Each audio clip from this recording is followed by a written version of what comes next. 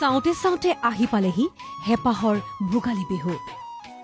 আজি উৰুকা। ভোগৰ উৎসৱ ভোগালীক আদৰিবলৈ সাজু ৰাজ্যবাসী।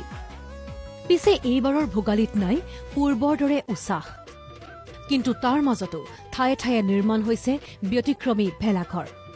নগাঁৱৰ চাপানলাত ৰাজ্যৰ সাম্প্ৰতিক কা বিৰোধী আন্দোলনৰ উপস্থাপনেৰে নিৰ্মাণ হৈছে ব্যতিক্ৰমী ভেলাঘৰ।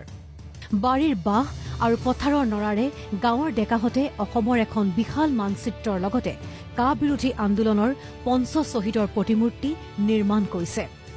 তাতেই উৰুকাৰ নিশা ভোজ ভাত খোৱাৰ লগতে কাৰ বিৰুদ্ধে সাব্যস্ত কৰিব প্ৰতিবাদ।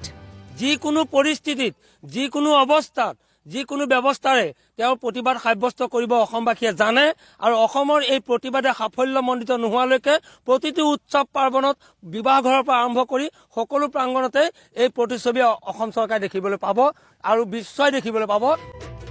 হাওৰাঘাটৰ বেলগুৰি গাঁৱৰ দুমহলীয়া সু উচ্চ আটকধুনীয়া ভেলাঘৰতো দেখা গ'ল কা বিৰোধী শ্লোগান। গাঁৱৰ শিল্পীৰ সুনিপুণ হাতৰ পৰশত প্ৰাণ পাই উঠিছে বীৰ লাচিতৰ প্ৰতিমূৰ্তি।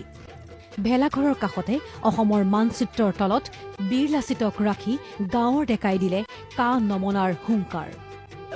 আমাৰ ইমান নিজৰে থাকিব জেগা নাই, এই কত বিদেশী হিন্দু বাঙালী আনিব তেওঁলোকে এইখন আইন জাপি দিছে। এই আইন যদি আমি মাঘবী পালিছো, এই আইনখন আমি নামানো।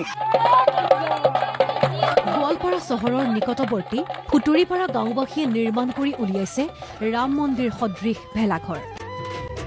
তাতেই উৰুকাৰ নিশা লগে ভাগে এসাঁজ খোৱাৰ আনন্দত আত্মহাৰা গাঁওবাসী। গৌৰীসাগৰৰ সমীপৱৰ্তী কালুগাঁও জাপিসজীয়া গাঁৱত ৰংঘৰৰ আৰ্হিৰে নিৰ্মাণ হৈছে দুমহলীয়া ভেলাঘৰ। তাৰ লগতে প্ৰতীকী ৰূপত সাজি উলিওৱা হৈছে ম'হ আৰু গড়। দিনৰ পৰাই আৰম্ভ হৈছে উৰুকাৰ ভোজৰ প্ৰস্তুতি।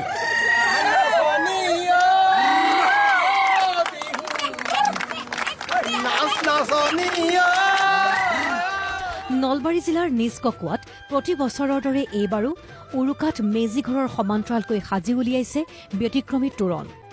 নৰা, বাঁহ আৰু কলগছৰ দোনা, জাপি আৰু গামোচাৰে সাজি উলিওৱা দৃষ্টিনন্দন তোৰণ সমগ্ৰ অঞ্চলটোতে আকৰ্ষণৰ কেন্দ্ৰ হৈ পৰিছে। ব্যুৰো ৰিপৰ্ট, প্ৰতিদিন টাইম।